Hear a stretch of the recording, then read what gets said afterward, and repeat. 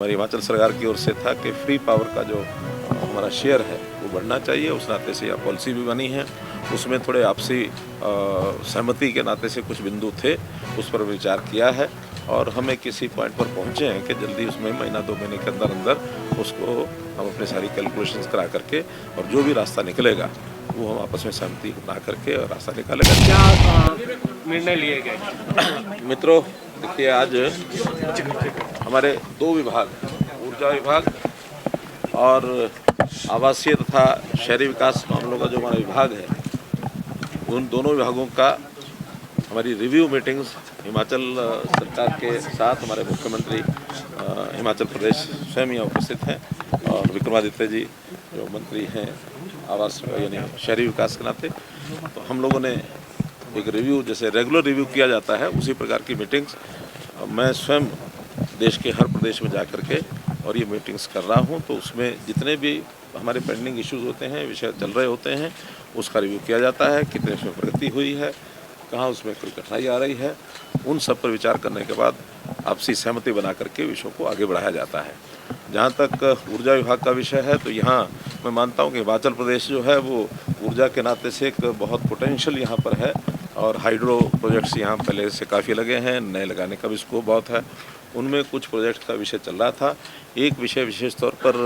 हमारी हिमाचल सरकार की ओर से था कि फ्री पावर का जो हमारा शेयर है वो बढ़ना चाहिए। उस नाते से यह पॉलिसी भी बनी है। उसमें थोड़े आपसी सहमति के नाते से कुछ बिंदु थे, उस पर विचार किया है और हमें किसी पॉइंट पर पहुंचे हैं कि जल्दी उसमें महीना 2 महीने के अंदर अंदर उसको हम अपने सारी कैलकुलेशंस करा करके और जो भी रास्ता निकलेगा वो हम आपस में सहमति बना करके और रास्ता निकालेंगे, ताकि जो प्रोजेक्ट्स हैं वो रेगुलरली आगे बना करके और उसका लाभ देश को हो। आखिर तो ये विषय आगे बढ़ाना इसलिए आवश्यक होता है कि प्रदेश के भी हित में, देश के भी हित में, जनता के भी हित में इन सारी चीज़ों को आगे बढ़ाना हमारे लिए प्राथमिकता होती है।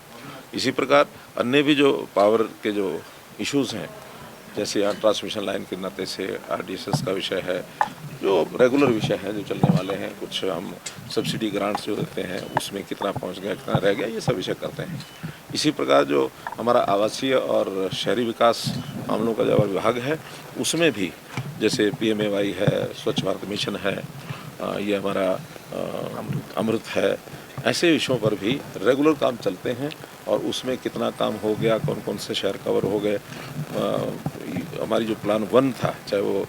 प्रधानमंत्री आवास योजना है या अमृत 1 है, उसके कुछ टारगेट्स पूरे हुए हैं। अब नए भी अमृत 2 और प्रधानमंत्री आवास योजना अर्बन 2 ये भी आ गए हैं, उसके टारगेट भी हमको तय करने हैं। उन सब विषयों पर भी हमने खुल करके चर्चा की है। जो प्रदेश की ओर से विषय थे उसको हमने सॉल्व करने के लिए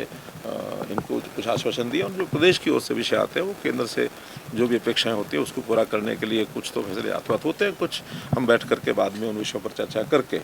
और जो नीतिगत फैसले होते हैं हम करते हैं। क्योंकि किसी भी एक प्रदेश की कुछ विषय होते हैं वो एक प्रदेश के नाते नहीं करते हैं, बल्कि नेशनल लेवल पर एक पॉलिसी मैटर होते हैं, उसमें सारे देश भर में सभी प्रदेशों पर उनको लागू करने होते हैं। तो ऐसे हमारी दोनों जो विभागों की इश्यूज जो थे बैठकें हुई,